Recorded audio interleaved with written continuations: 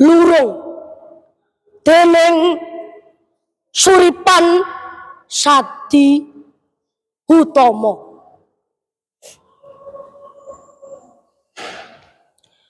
Lurung iki adoh tebane, jumangkah sikilku mitra, jumangkah alon.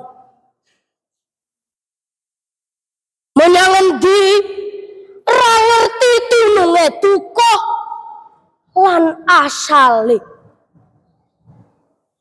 Lesos lan prahara nyurup srengenge sumunar ing akasa.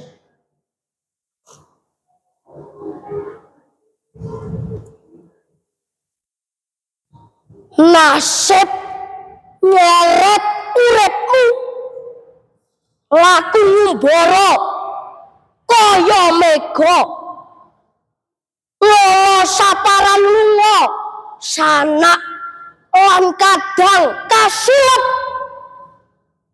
swara kendang.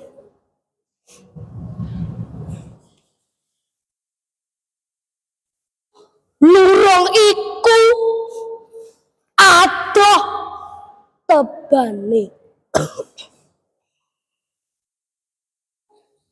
Apa panjenengan pirsa kutha-kutha lan desa-desa tlatah iki duweke sapa? Embuh, aja takon mitra. Tlatah iki wewengkon negara.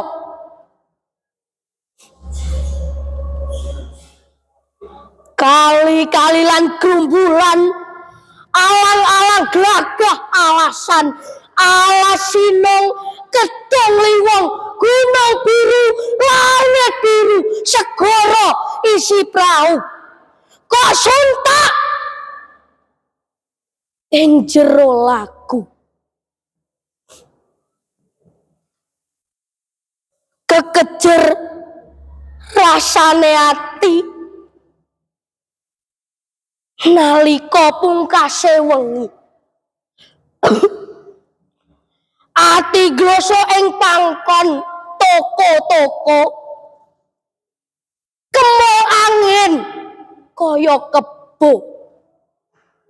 Neng kebo isih kepenak, ing kandang betiang geni meratak.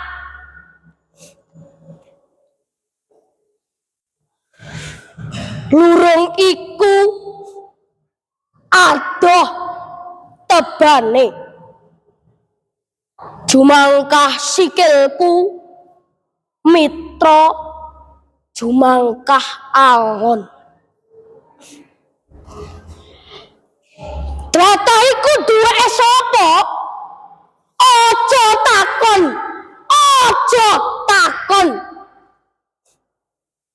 Nasib wis nyeret sikilmu, biasa ngasak urip tumapak.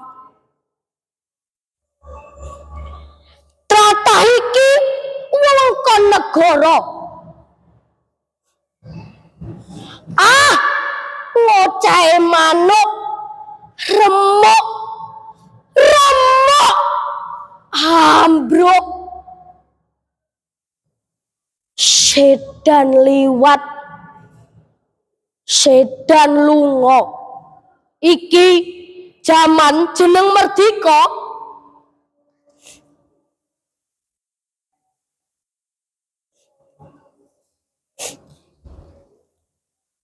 Layang panantang dening Sumono Sandi Asmara. Gendhewa rasa dak pentang, sinambi kekitrang ngoncati sepi. Wengi wis dudu membawa lan sepo wis manjing dadi mitra.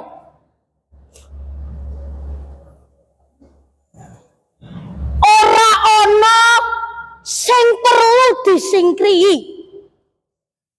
yen keplase ngaget wis nyawiji ing sumilire angin.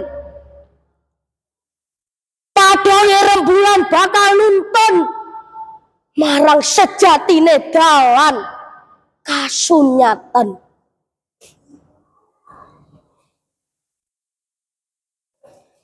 Tanpa guna bungon pencolotan Mancala putra munggah pang-pang gegayuhan. Pangimpenku ora bakal gogrok mung amarga kinepung pedhot esuk. Awit ing walike peteng sejati ana sejatine padang. Cala ing panantangku mreng sesuker sewu ngreridu laku.